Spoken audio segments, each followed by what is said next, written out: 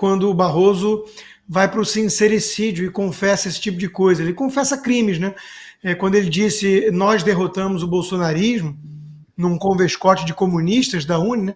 Ele estava confessando um crime. Aí imediatamente veio aquela história de Roma, que mais crimes foram cometidos pelo Alexandre. Queridos amigos, sejam todos bem-vindos uma vez mais ao seu canal de notícias, política, críticas e análises. No vídeo de hoje trago um recorte de uma notícia absurda, porém com uma análise preciosa e crítica. Vamos reagir juntos a essa matéria? Alexandre de Moraes e o X, o ministro do Supremo Tribunal Federal, negou na sexta-feira a volta imediata da rede social X no Brasil. Em despacho, ele disse que o X ainda tem de cumprir determinações judiciais para poder voltar a operar no país, entre elas o pagamento de 10 milhões de reais em multa. O Moraes também ordenou que a representante da plataforma, a advogada Raquel de Oliveira Villanova, pague uma multa de 300 mil reais por não ter cumprido o que a Justiça exigiu em agosto. Marcília, começo essa por você. Bom, a gente sabe muito bem que estamos aí sendo vítimas de abusos, ilegalidades, arbítrios, e tudo isso é feito no tempo do Alexandre de Moraes. Então, quando é de interesse dele acelerar, ele acelera. Quando é do interesse dele demorar, ele demora. Quando é do interesse dele não fazer nada, ele não faz nada.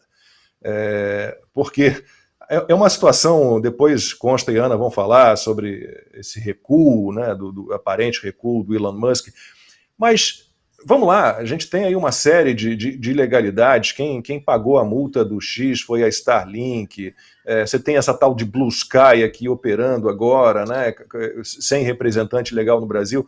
Então, Marcília, faz um panorama aí dessa novela do Alexandre de Moraes contra o X, né, porque parece que, pelo menos até as eleições, na semana que vem, ele não vai liberar a rede social. Pois é, parece que não. Esperemos que pelo menos seja essa a meta, né? Porque então aí depois ele liberaria, porque sabe-se lá se há alguma outra meta em curso. Quer dizer, se a gente tiver de esperar ainda mais, pior será. Olha, é difícil, você falou, né? Ele acelera ou ele desacelera conforme ele quer, e quando ele quer também ele fica quieto. Essa última parte eu discordo de você. Eu acho que essa a única que infelizmente ele não faz. Ele não deixa de se intrometer em toda e qualquer questão. Ele não deixa de decidir sobre algo nunca, em momento algum. Ele está em todas as questões, em todas as decisões, em todos os assuntos, em todos os debates. Ele, e não só ele, mas também os demais ministros estão. O STF hoje é o protagonista do debate público, né? Nenhum de nós consegue dar conta de tudo o que eles dizem, fazem, seja nos autos, seja fora dos autos, seja na imprensa, porque também não saem da imprensa, não saem dos holofotes, né? O ministro Barroso, é muito raro o dia em que ele não dá uma entrevista, e assim por diante. Então nós temos uma corte que nos sufoca de tanta informação jurídica e de tanta informação não jurídica, de debates propostos por eles, ao invés de debates propostos por nós, e eles ficarem na tarefa apenas de julgar. Agora, se os julgamentos ainda fossem corretos, se as decisões ainda fossem técnicas, estava pelo menos isso ressalvado, mas nem isso. Essa última decisão é um bom exemplo de como não dar uma decisão. Como é que você multa por 10 milhões? Eu não estou nem aqui entrando no critério dos 10 milhões, que é totalmente sem qualquer cabimento. Por que 10 milhões? Quem disse que deve ser 10 milhões essa multa? De onde isso veio?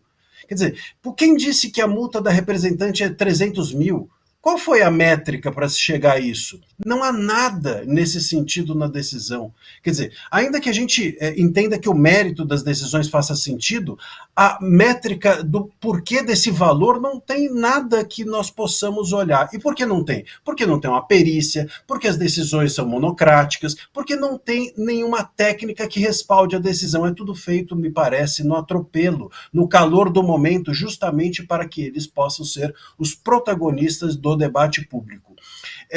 Agora, vamos lá. Como é que eu posso dar uma decisão dizendo, você se cumprir essa e essa condição, você volta a operar no país.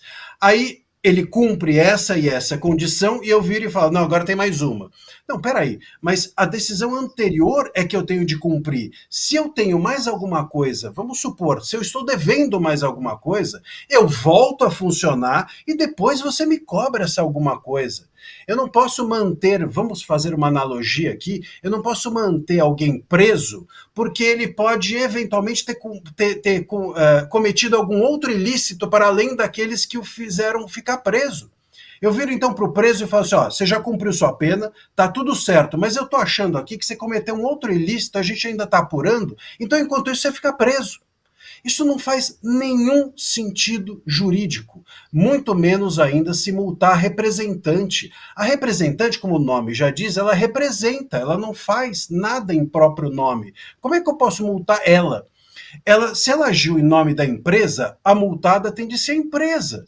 Se ela agiu em nome próprio, ela não é representante, é um negócio lógico. Fere a lógica, não estou nem falando de direito. Como é que você multa representante que não age em nome próprio e não a empresa, que é quem ela representou, ao fazer tudo o que ela fez até agora? Então a gente está diante de um julgamento que sequer juridicamente a gente consegue entender o que está acontecendo, porque as medidas elas são muito pouco jurídicas, as decisões elas são muito precárias, elas são muito pouco dotadas de elementos jurídicos capazes de análise. E a gente vai se esforçando aqui para tentar, de alguma forma, chegar a uma conclusão que não seja a de que, enfim, nós estamos avessos a toda e qualquer legislação, que nós estamos apartados de toda e qualquer legislação, porque é, na prática, o que parece. Parece que o X está suspenso, porque sim, e vai voltar porque sim, a depender da vontade subjetiva de um ministro que está julgando os casos sem atenção ou respaldo à legislação. E vale, Lacombe, fazer uma outra ressalva. Você mencionou, por exemplo, a Blue Sky, que não tem representante no país, né? Você mencionou a Starlink. Então, assim, o X não pode porque falta representante, mas a Blue Sky ela pode ser representante, e outras empresas mais. Você mencionou a questão da Starlink. A Starlink paga a multa do X. Como é que isso é possível, uma empresa pagar a multa de outra? Há uma confusão imensa entre sócios em comum e grupo econômico. As pessoas podem ser sócias de várias empresas, mas não serem um grupo econômico. O grupo econômico paga a dívida das outras empresas.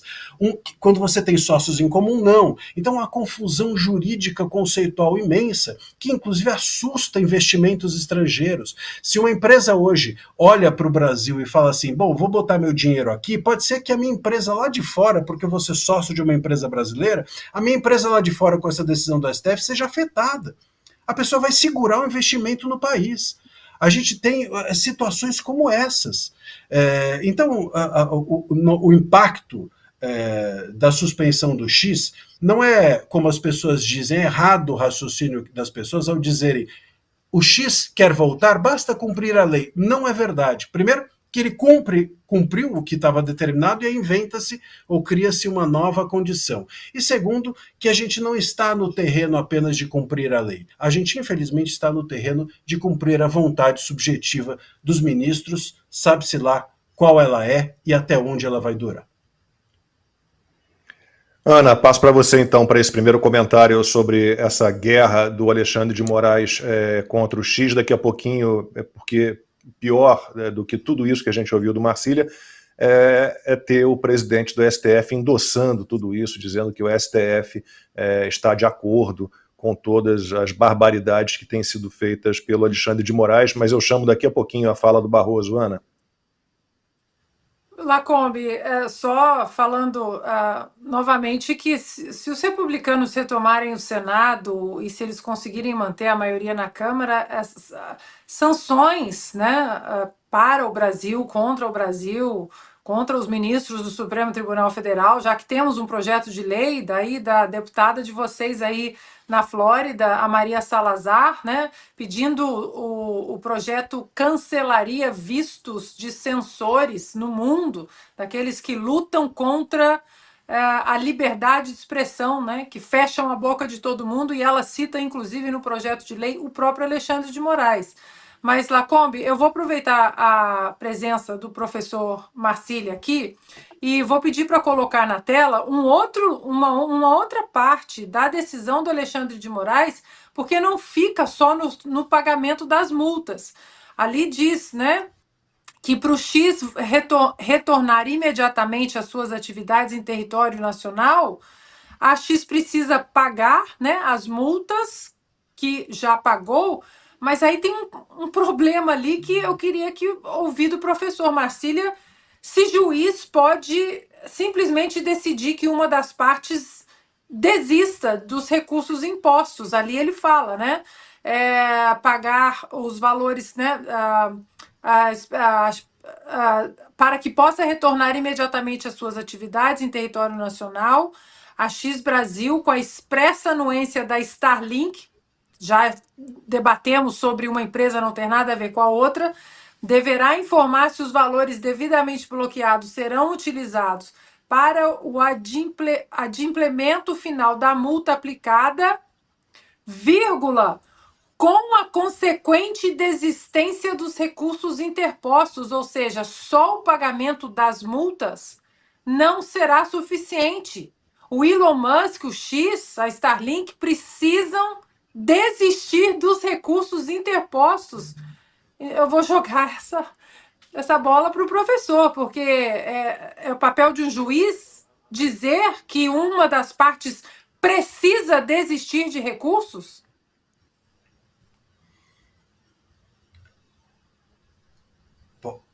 Posso responder? Por favor, Marcília, por favor. Olha, na verdade é o seguinte, é que as decisões são, inclusive, redigidas de uma forma que a gente não consegue nem compreender muito bem a redação. Tem ainda uma técnica, a falta de técnica não é só jurídica, ela é também redacional, né? Aquelas aulas que a gente tinha de concatenação na época do cursinho ou da escola, né? Falta um pouco, às vezes, nas próprias decisões. Veja, a gente tem o seguinte, se você paga os 18 milhões do bolso, se o X pagar, tá aqui, 18 milhões do bolso, ponto. Muito bem.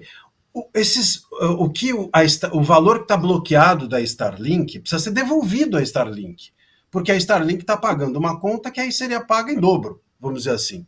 Se esses valores bloqueados ficarem bloqueados e o X aceitar que esses valores vão ser usados para pagar multa, e aí sim, de fato, ele não vai poder recorrer desses valores, porque esses valores foram aceitos como pagamento da multa. Então, se for um pagamento da multa, ele topou a multa, ele abriu mão de recorrer desse valor, né? Então é um jogo de xadrez aqui. Ou o X paga do próprio bolso os 18 milhões e fica com mais 18 sequestrados da Starlink, e aí continua recorrendo daquele valor e sabe-se lá quando aquilo vai ser liberado, ou ele vai precisar, de fato, abrir mão da Starlink recorrer desses valores, porque esses valores vão ser utilizados para pagar multa. Ele não pode, de fato, pagar a multa e seguir recorrendo desses valores. Ele vai ter de entender que essa multa, essa é a decisão do Moraes, não estou dizendo que isso é certo, ele vai ter que abrir mão de recorrer para fazer com que o Moraes entenda que essa multa foi paga, satisfeita, não tem mais discussão sobre ela, então, portanto, o X deve voltar. Juridicamente, o que deveria ser correto? Eu pago os 18 milhões, ou o valor dos 18 milhões fica bloqueado, o X volta porque aquele valor já está bloqueado, ou seja, aquele valor não tem mais risco de eu retomar, e enquanto isso eu recorro se aquilo é devido ou não devido, se aquilo é correto ou não é correto, se eu deveria ter sido bloqueado ou não deveria. Essa parte da decisão é que é totalmente descabida, né? Se você aceita que aqueles 18 milhões sejam utilizados como multa, não significa que você concorda que esses 18 milhões deveriam ter sido arbitrados.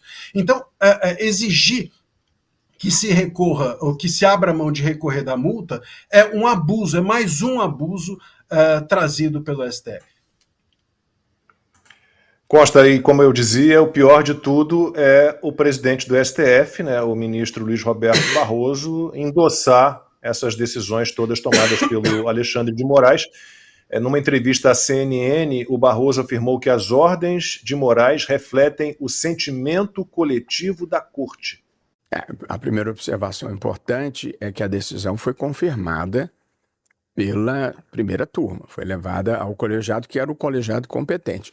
O ministro Alexandre tem tido uma atuação muito importante, corajosa, firme e que acho que ajudou o país em momentos difíceis, mas ele tem tido a condição de fazer esse papel porque ele tem o apoio institucional do Supremo, é uma visão majoritária no Supremo que apoia e mantém o que ele faz. Portanto, não é uma coisa personalista nem monocrática, é algo que corresponde ao sentimento institucional do Supremo de defesa da democracia brasileira nesse momento. Acho que esse é um ponto relevante de se destacar. Ou seja, ele não está decidindo sozinho, né? Ele reflete um sentimento coletivo de proteção da democracia. É claro que cada um, quando conduz o inquérito, conduz com as características da sua personalidade, mas ali há uma institucionalidade por trás do que está sendo feito, e não um voluntarismo individual. Acho que esse é um ponto importante que nem sempre é compreendido pelas pessoas de uma maneira geral, mas sem tirar o mérito do que ele faz, porque isso tem um custo pessoal, de desgaste pessoal, de ameaça para a segurança, de chateação para a família. É impossível exagerar o nível de aborrecimento que o ministro Alexandre enfrentou, e eu tenho somos amigos, mas eu tenho o maior respeito e admiração pelo papel que ele desempenha. Mas é um papel institucional e colegiadamente apoiado. Pode ter alguma divergência pontual, mas no geral é uma posição institucional do Supremo. Consta, que dificuldade, né? Além de defender tudo que o Alexandre de Moraes faz, ainda transforma o Alexandre de Moraes numa vítima, né? Coitadinho. E o Barroso criticou o pedido do impeachment, né, do Alexandre de Moraes, disse que é expulsar jogador do outro time, né, como se não houvesse nas regras do futebol, por exemplo, a expulsão. Se o cara faz um negócio errado, a expulsão tem que ser decidida na mesma hora, né? Ele ainda compara o Congresso a um adversário, a um time adversário do Supremo. Aí, para a gente fechar aí, porque não só o Alexandre de Moraes parece ter, então, o apoio do STF de uma forma geral, mas, por exemplo, o Moraes disse que vê, essa semana também, periculosidade social naquela mulher que escreveu lá, perdeu o mané com um batom na estátua em frente ao STF, e o Dias Toffoli tá aí, anulou a delação do Léo Pinheiro, da OAS, né, aquele que acompanhou o Lula ao triplex do Guarujá, aquele triplex que o Lula disse que não é dele, mas ele está pedindo o dinheiro que pagou no triplex de volta, a gente não entende nada.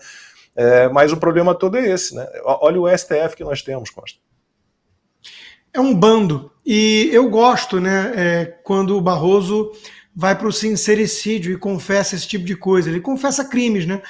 Quando ele disse nós derrotamos o bolsonarismo num convescote de comunistas da UNE, né, ele estava confessando um crime. Aí imediatamente veio aquela história de Roma, que mais crimes foram cometidos pelo Alexandre, e fica por isso mesmo, né? O Brasil não para.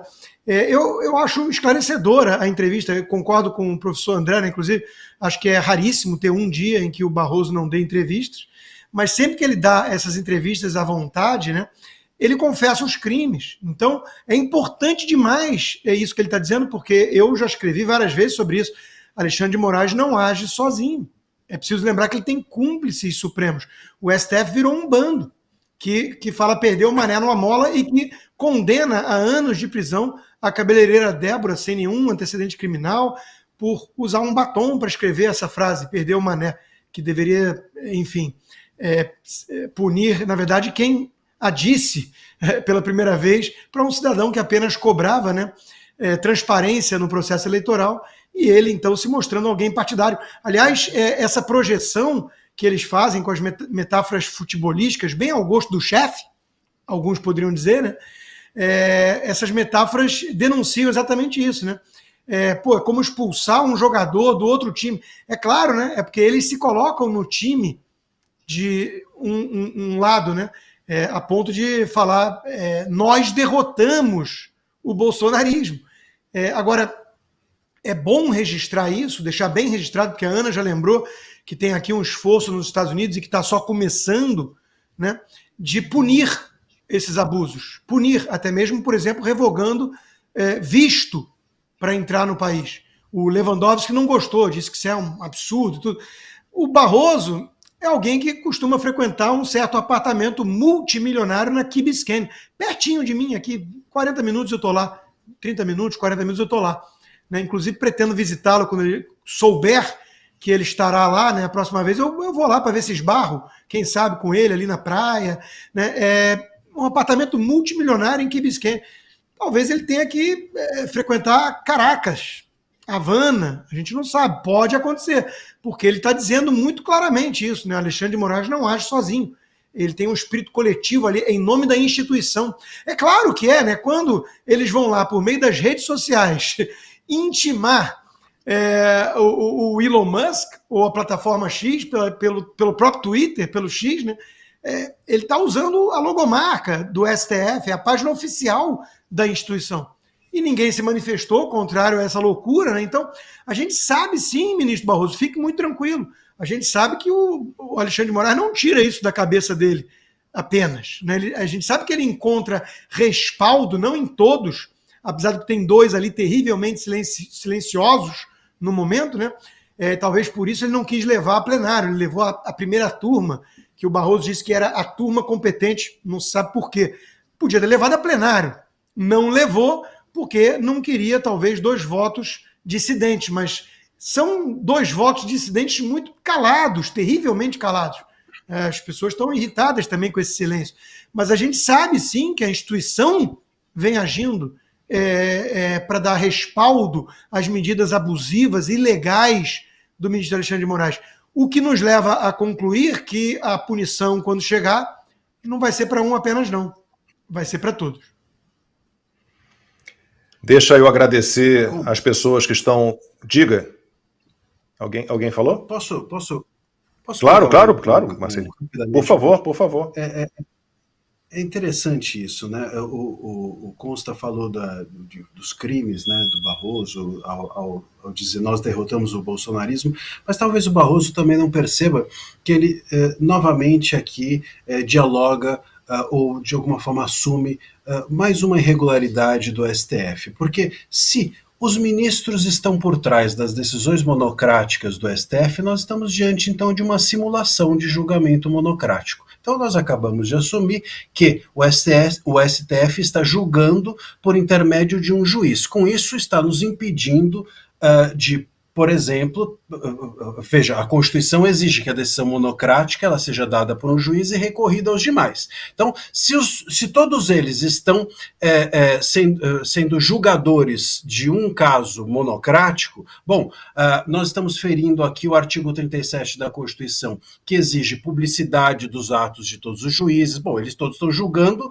junto ali nos gabinetes e, resumidamente, o voto vai ser o do Moraes. É isso que está dizendo o Barroso? Se é isso, nós estamos ferindo o artigo 37, estamos ferindo o direito de publicidade dos votos, estamos com isso ao ferir esse artigo, incorrendo, inclusive, em crimes de responsabilidade, porque são os princípios básicos de toda a gestão pública, inclusive isso também afeta os ministros. Ou será que não é isso que ele quis dizer? Então, esse é um primeiro ponto. O segundo ponto é se o ministro, será que ele sabe que o juiz não joga? Se vai expulsar o jogador do outro time ou não, me parece então que eles assumem que estão jogando. Juiz, até no futebol, me parece que não joga. Me parece que o papel do juiz é justamente arbitrar o jogo e não jogar. Então, de novo aqui, assume-se uma posição indigesta, para não dizer outra coisa, a um ministro do STF. E por fim, se o Elon Musk foi sincero, não foi sincero, o que o Barroso tem a ver com isso? Nós esperamos que a Suprema Corte julgue. A gente não está nem aí se há sinceridade, se não há sinceridade. O que a gente quer é justiça. O que a gente quer é que as decisões sejam cumpridas com tecnicidade. A gente quer que as decisões tenham um respaldo teórico e não respaldo de sinceridade. A sinceridade a gente usa como critério para ser amigo de alguém, e não para julgar os casos de uma nação, e não para suspender uma rede social e a liberdade de expressão de 22 milhões de usuários. Sinceridade se usa com amigo, justiça, técnica e juridicidade a gente usa com a Constituição e com a nação brasileira. Me parece que os discursos do Barroso mostram o quanto que o STF está totalmente fora do eixo jurídico no país. Apesar do absurdo dessa notícia, a gente ainda tem um alento, uma ponta de esperança por dias melhores, com profissionais da comunicação deste gabarito para poder nos informar, nos alertar e principalmente nos trazer a verdade. Comente aí o que você achou dessa análise, deixa a sua curtida para ajudar o vídeo na plataforma e te espero no próximo vídeo. Um forte abraço.